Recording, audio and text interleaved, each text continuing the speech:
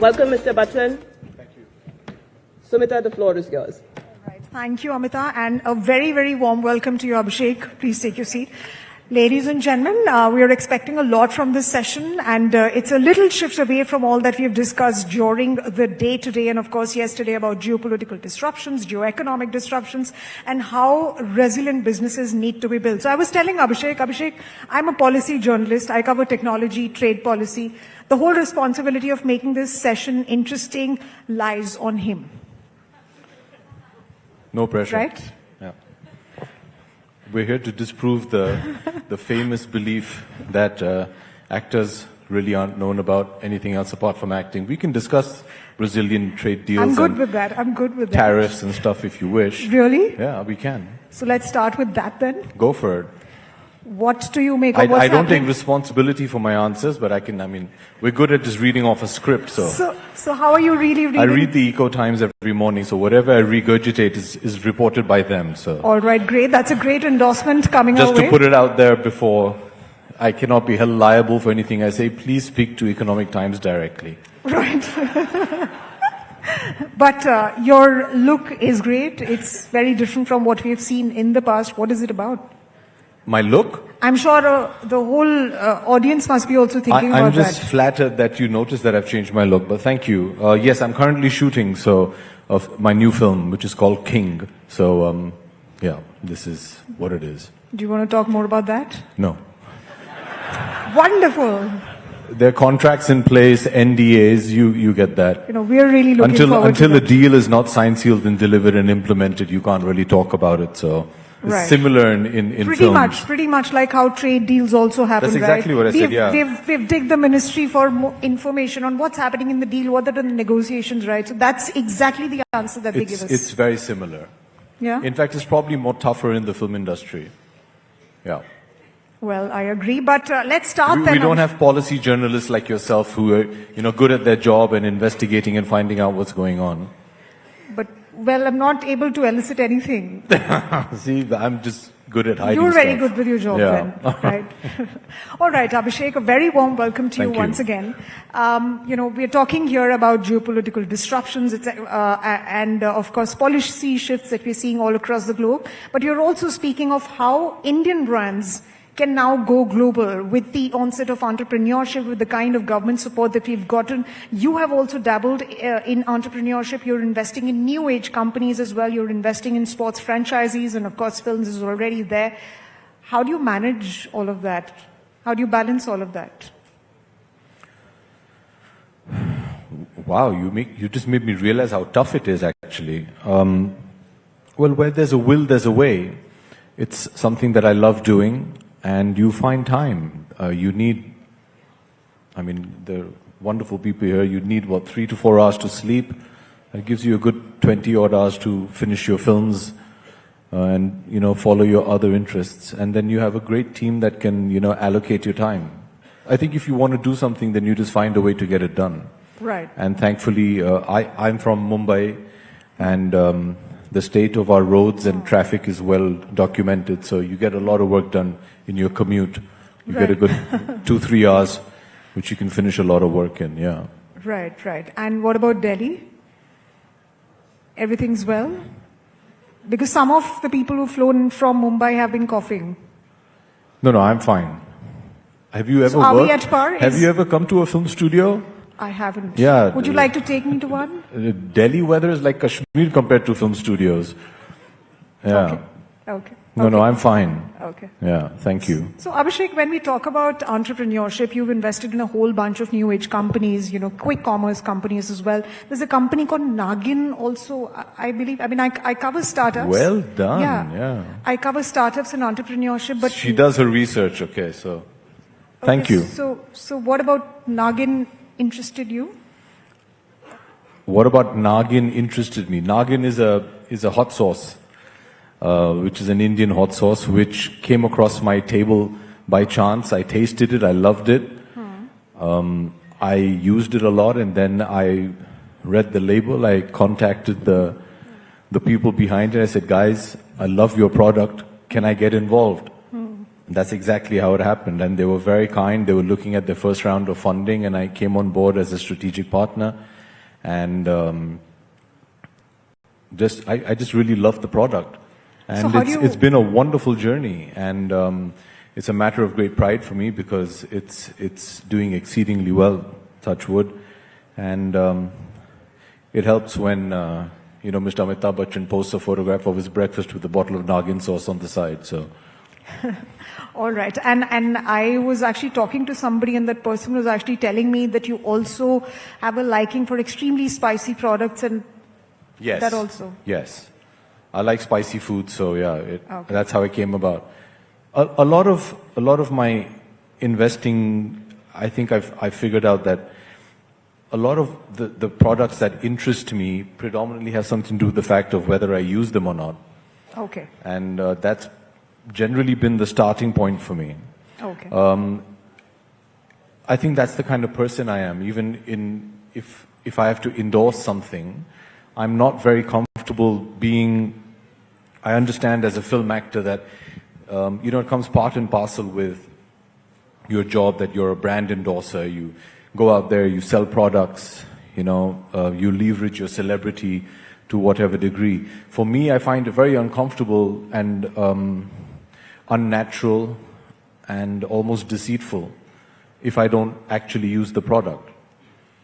So for me, my first criteria, if there was a proposal that came for me to be a brand ambassador, was, will I use the product if I don't already? 25 years, I still wear an Omega watch. When I used to work with Ford, which I loved working with, I used to drive a Ford car. I still have an Idea mobile number. I still use a Motorola phone. I use Amex as my credit card. These are all products that I've had wonderful collaborations with. So for me, it has to be that. I feel it'll be dishonest of me to try and sell a product if I don't use it myself. That's an incredible philosophy, ladies and gentlemen. A huge, loud round of applause for Abhishek for that. And it's very responsible as well that you're walking the talk, and that is something that... I think that's very important, and I think that's something we need to maybe lay a bit more emphasis on. I think there's a lot of white noise out there today, because it's just so much information. We live in, the age of excess information. There's so much white noise. Things aren't really being curated in that sense. So why would somebody want to, if you're advertising a product, which I presume a lot of you do, what is setting you apart? What is differentiating you from your other people? It's what's your story. So as somebody who today is a seller, for example, what am I doing different that makes them believe that this is the product I should buy? What currency do I have that is going to help the consumer choose my product as opposed to something else? And I genuinely believe that authenticity of storytelling and authenticity of intent is something that goes a long way. If I genuinely believe that, okay, I use this product for this reason, and I have a certain equity with you, so to speak, that you might believe me, or I stand for certain qualities, then I think you have to be very authentic towards that. So in any business or anything, you can't just say, oh, here's my car, it has 5 gears, it has power windows, it goes front, it goes back, it goes at this. I mean, all cars do that. What is it that's appealing to me as a consumer to want to purchase it? What is the story behind it that appeals to me? So I think in that, it makes it, we should pay more attention to it. We just can't generalize everything all the time. It's getting a bit tiresome. Absolutely. Authenticity goes a long way in sort of building brands that have a lasting legacy, and that is something that you're focusing on, Abhishek. But let me come back to the point about entrepreneurship. You're also investing in quick commerce companies, I believe. And correct me if I'm wrong, Swiggy and Zepto both. Yes. Right? So what drew you to quick commerce, and are you a user of quick commerce? You use I ran out of Nagin sauce. I needed it. It was available, so I needed quick commerce to deliver it for dinner, and that's how it came about. All right, then. Very honestly, that's God's own truth. Right. I love this one. Anybody from Mumbai over here? Show of hands. Lots of them. Okay. Maharashtra. Tasted misal pav. The world's best misal pav you get in Thane. It's called Mamledar misal. I eat it every day for breakfast, and it's on Swiggy. Mistletoe, yes. Right? So I called up Swiggy. I said, guys, you deliver to me every morning. How Can I often? invest Every in you? day. Every day. So yeah. At least once. Yeah. So that's how it happens.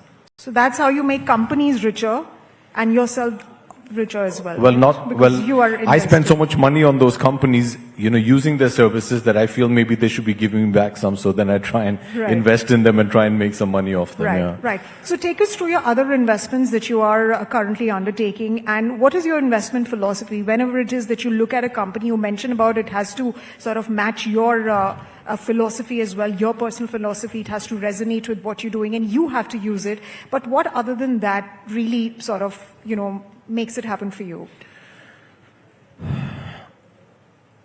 Especially when investing in companies. After several years of doing this, I think it started off as fun. All right, I was enjoying myself. The reason I started, my family office and starting investing is because very early in my career, I realized that having studied a little bit of business, that maybe the film industry isn't the most dependable source of income. We are completely dependent on external factors. Your life can change every Friday, for the better or for the worse. It's not, I wasn't comfortable having to do films because I needed to run the house. Because then that kind of affects your creative choices. Very early in my career, I decided that I needed a parallel source of income through which I could lead my life and do films for the sake of creativity and art, and make films that I wanted to make and tell stories that I wanted to tell. So that's how I started. And when I first started, it was like, okay, what can I find that appeals to me? And it was a lot of fun, and I was enjoying myself. And okay, I like Nagin sauce. I use Swiggy to order my food. All that kind of stuff was very nice. But once you do that, obviously you learn from your experiences. Currently, for me, the most important is if I do get the opportunity to sit across the table from some of these brilliant people, it's the person that I want to understand. What are they made of? How far are they willing to go? What are their beliefs? What are their capabilities? So I think currently my emphasis is more on the people behind the brand than just the brand. Yes, initially the product has to interest me, but then the people that run it and are going to run it on a day-to-day basis and make it hopefully into a success. And then can I contribute in any which way? Right. So Nagin sauce, quick commerce are two aspects, two sectors where you're investing. Which other sectors are of interest to you? I'll also speak a bit about, defense being one sector which is attracting a lot of VC interest. There was a whole lot of, capex push in the recent budget as well. Deep tech segment. There was also a lot of focus on data centers and AI. Are any of these sectors of interest to you? And if you had to move away from the segments? No. Okay, no. So which AI scares me. scares you? Yeah, it should scare every actor. I mean, there's your competition right there. So I think in the creative field, AI is going to revolutionize a lot of stuff. But also, if not used responsibly and correctly, I think it can be very detrimental to people like me, which are actors. My personal opinion is, I think behind the scenes, it can be very beneficial. Animation, special effects, that kind of stuff. It's going to reduce a lot of working hours that we spend, hence your budgets, come down, which is great. From a creative perspective, I'm still on the fence about how AI can, I've seen certain products which are completely AI generated and they're wonderful, but I just feel somewhere there's no soul. And I think there's an imperfection to humanity, which is what we enjoy watching in film as well. And so it's not really about actors' jobs going away because of AI. No, it's a possibility. It's not By clear. the way, they still have AI anchors, right? So Yes. So maybe you should be worried more than me. we are totally. Yeah. Yeah. But I think there's going to be a lot of disruption in medical and legal, especially with AI. But as far as films, and creative arts are concerned, I'm on the fence about whether it's going to be beneficial or not. So that, I mean, I don't have a complete grasp of the entire AI landscape, so I'm not comfortable in that yet. I love to learn about it. I'm reading up a lot about it. But all these sectors I feel are not stuff that have a day-to-day connect with me, so currently I'm not interested in them. As most Indians, real estate is something that, yeah, my father always is a big believer in real estate. And I think there's that very old thought that zameen hai to sab theek hai, you know. So that partially is there. I used to invest a bit in gold, thank God. That's what I was coming up with. And then my wife's like, what about silver? But yeah. But what about capital markets? Yes. I prefer to let my bankers handle that because I think that's something which is just, it's a parallel universe to where I live, and it's so consuming and it's very interesting. But if you're not dedicated to it, like literally 18 hours a day, I think you're going to have a tough time trying to be successful in it. I love to make movies on them, but I leave that to my bankers. I mean, I enjoy it to a certain extent. But I think as it is being a film actor, you're already playing with enough risk. So I allocate a very small part of my budget to that. All right, so capital markets, check mark, gold check mark, property, of course, you said, and of course now startups as well. But Abhishek, talking about Make in India and making for the world, well, that's the Prime Minister's mission. India has been in mission mode, especially when it comes to manufacturing. Different sectors are also sort of gearing up to build for the world. What about the movie industry, and how do you really see that trajectory going? For example, if you see the Korean film industry, right? I mean, the Korean shows, etc., they have really taken the internet by storm. What exactly do you think the Indian film industry at this point needs to do to sort of, reach that level? We are already being appreciated. Okay. Nothing. What does that mean? We're the biggest film industry in the world. Yeah. And I'm not saying this from arrogance, this is data. It's a very interesting question because we always talk about, like you just said, the Korean television and film industry, which do unbelievably amazing work. But let's look at the numbers. What is their viewership? What are those numbers? They'll pale in comparison to Indians going to movies. So we have the numbers already. So what kind of numbers are you trying to achieve to become that fad?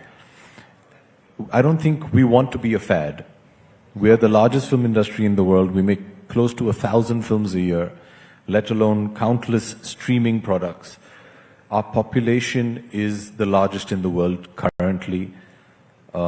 Internet users, thereby showing that we have access to digital content, is, I would guess, possibly the highest in the world, if not the second highest. Our numbers are just so large that I think it's erroneous for us to say, oh, when are we going to become like, when are we going to create our Squid Game? We make Dhurandhar. Yes. Look at the numbers. You look at the amount of tickets sold. That's going to outshine any other show, any other movie. So it's a matter of numbers. I think the most important thing in art or in cinema is you have to be true to yourself.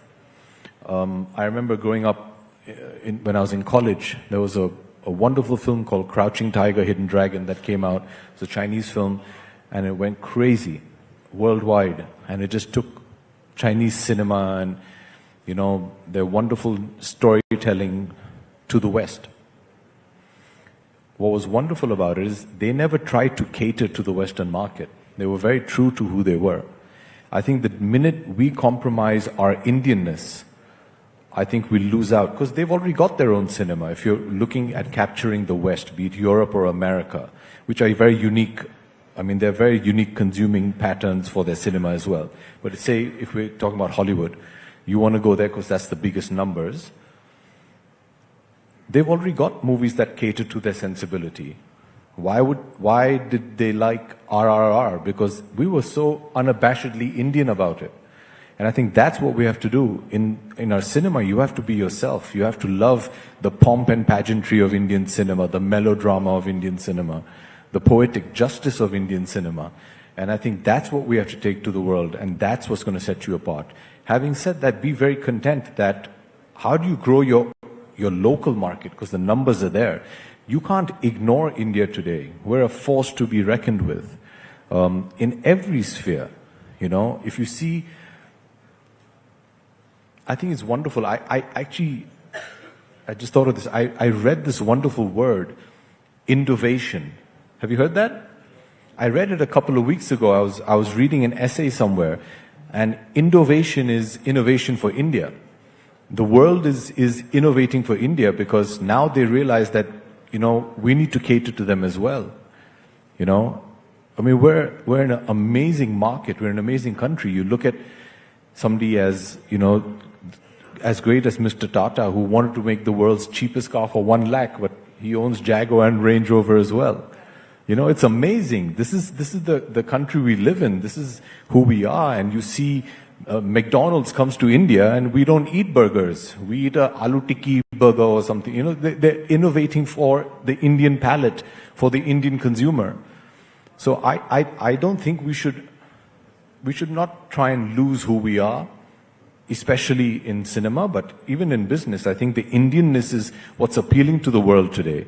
And let's not forget, 1 out of every 6, 7 people on earth is an Indian. So, I mean, those aren't bad odds, right, as a market? Absolutely. So the huge domestic dividend that we have, we need to capitalize on that and remain truly authentic. That's the big message for you, Abhishek.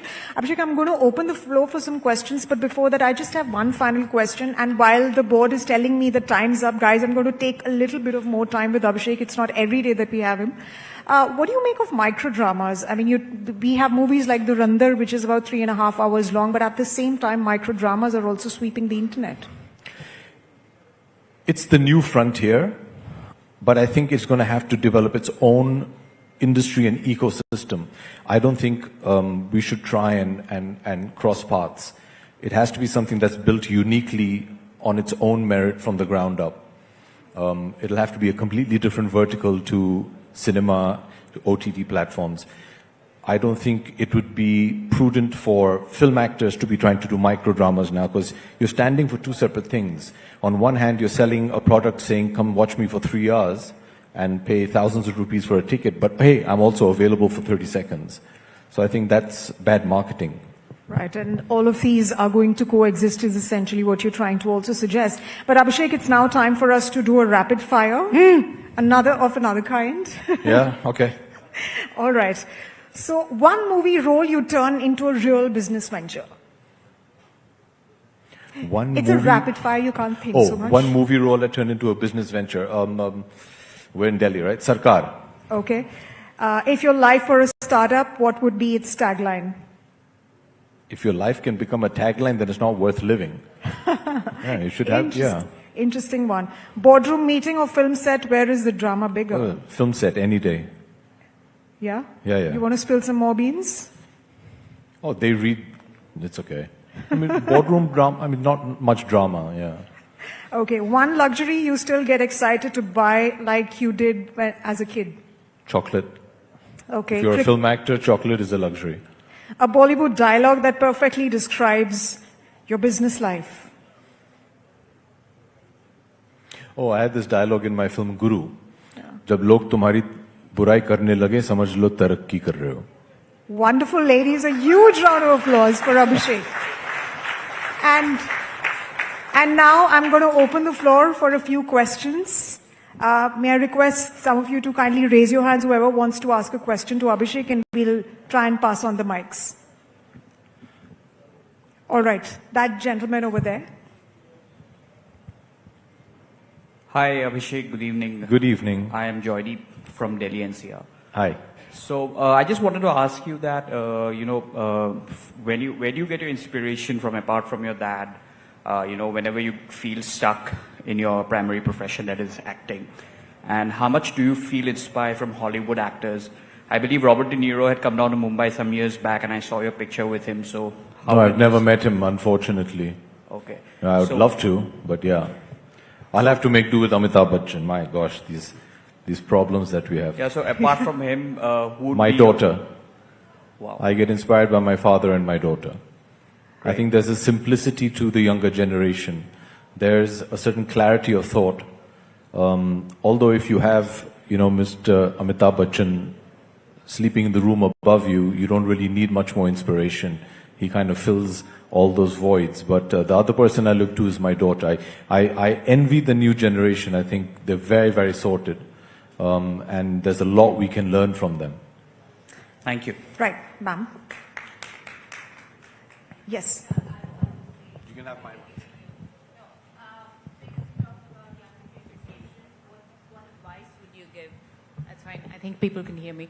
What advice would you give to the younger generation? Oh, you can't give them advice. They'll Thank give you you. advice. That's true. Just listen to them.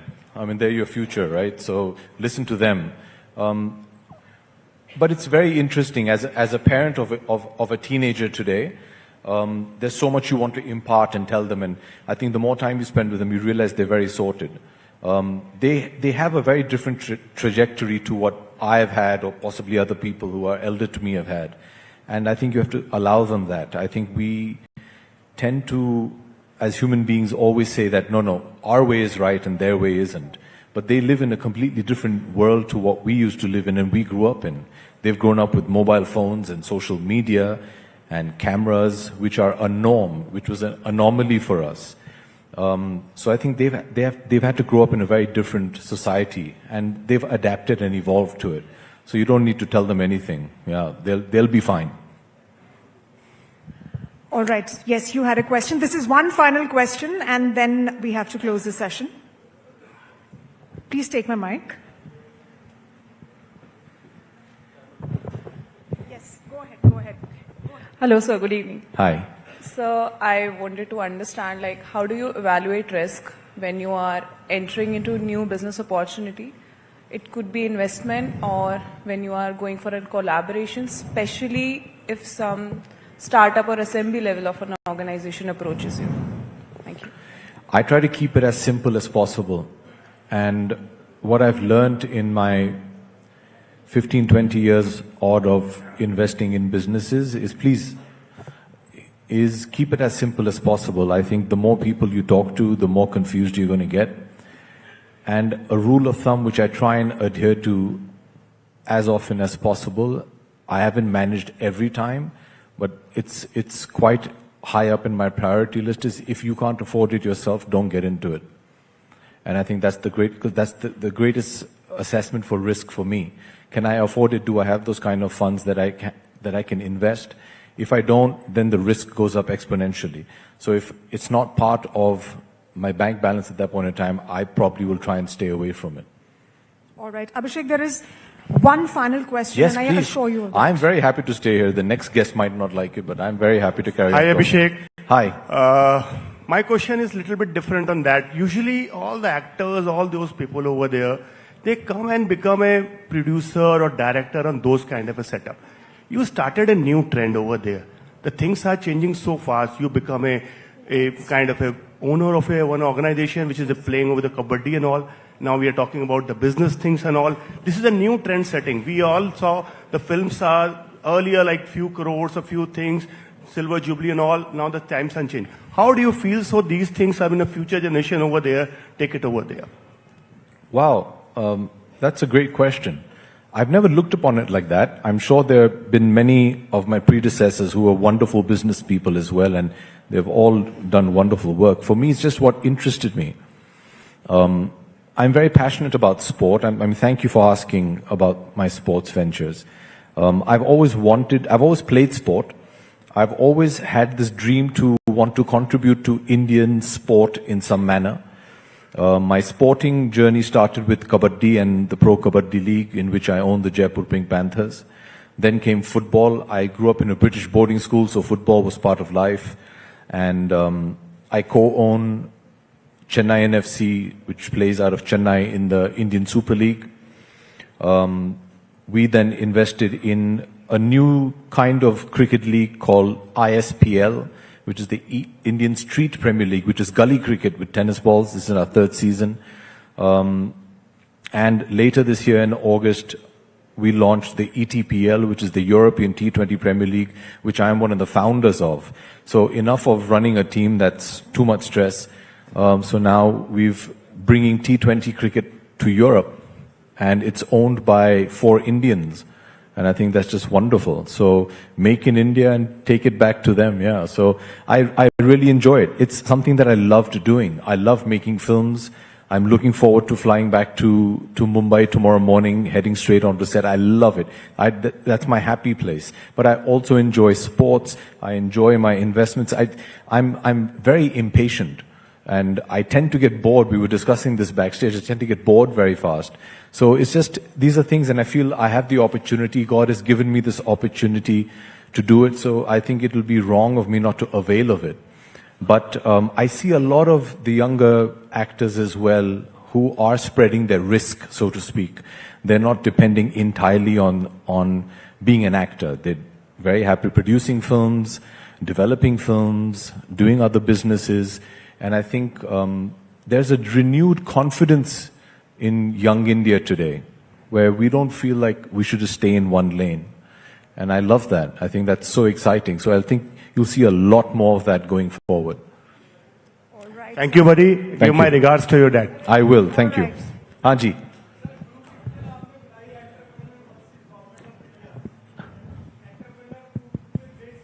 Thank you.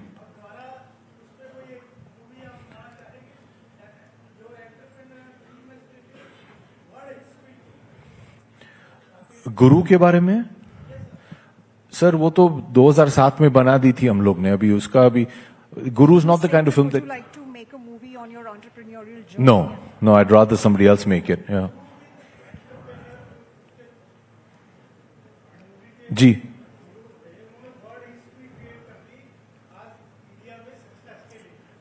Thank you. Absolutely, sir.